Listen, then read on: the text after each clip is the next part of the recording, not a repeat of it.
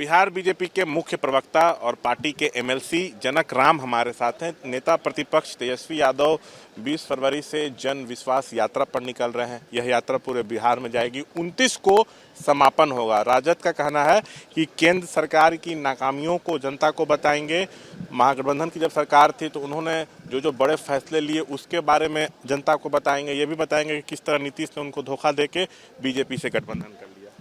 पहले तो विरोधी दल के नेता को, विपक्ष में बैठे सम्मानित सभी को बताना चाहिए कि 2005 के पहले और 95 के बाद बिहार प्रदेश में जिस तरह से जनादेश मिला था और उस जनादेश को किस तरह गरीबों को लूटने खसोटने का इन लोगों ने काम किया, उसके ऊपर इनको चर्चा करना चाहिए। ये जनहित के लिए नहीं निकल रहे हैं। इनके हाथों से सत्ता गई है। ये घबराहट में, परेशानी में, बेचैन होकर के ये जनता को फिर दिग्भ्रमित करके सत्ता में वापस आना चाहते हैं। रही बात देश और प्रदेश की, जनता ये सिद्ध कर चुकी है कि वंशवाद को, परिवारवाद को अब देश और प्रदेश के लोगों ने स्वीकार नहीं करेंगे।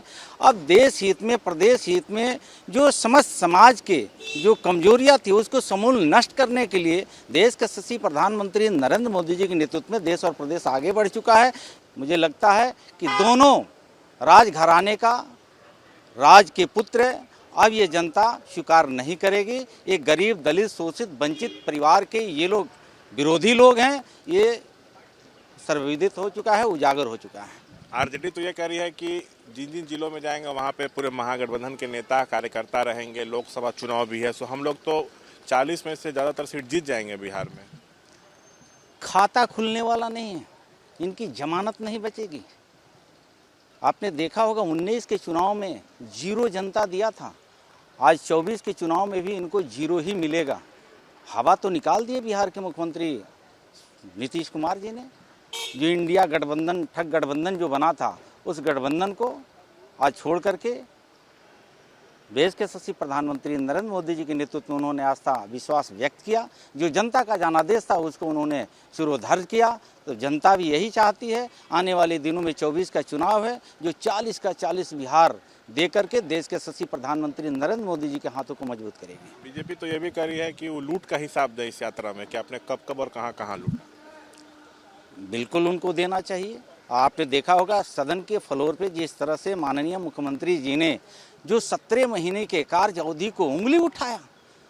स्पष्ट शब्दों में बिहार के मुख्यमंत्री जी ने सदन के अंदर कहा कि एनडीए के साथ में था, कहीं गड़बड़ घोटाले नहीं हो रहा था। लेकिन 17 महीने के शासनकाल में महागठबंधन के नेताओं ने दोनों हाथ से किस तरह से बिहार की संपदा को लूटने का काम किया, उसको जांच के दायरे में भी डाल दिया। तो मुझे लगता है कि जनता की संपत्ति को जो भी सत्ता में बैठ करके दुरुपयोग और लूटने का काम करेगा, उसको बिहार के मुख्यमंत्री नीतीश कुमार जी जाँच करवा करके दूध का दूध और पानी का पानी करने का भी काम करते हैं।